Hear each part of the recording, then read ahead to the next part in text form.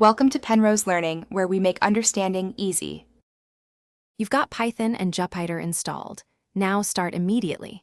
Open your terminal or Anaconda, prompt and change directory to the project folder that contains your notebooks.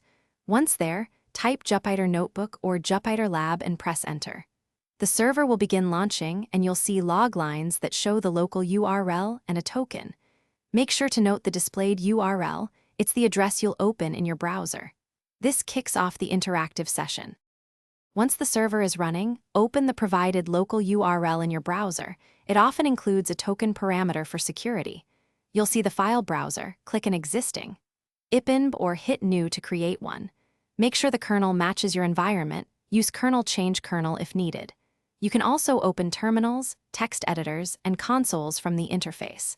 As you work, save frequently and use checkpoints to avoid losing progress. This keeps execution state and files consistent.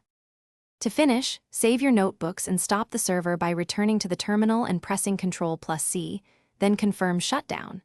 If you need remote access, run Jupyter with no browser port equals XXXX and create an SSH tunnel from your client machine to forward that port. If the browser won't connect, make sure you copied the full token URL, clear the browser cache, or restart Jupyter to regenerate a token. These steps resolve most connection or Thanks for watching. If this was helpful, leave a like and consider subscribing. See you next time.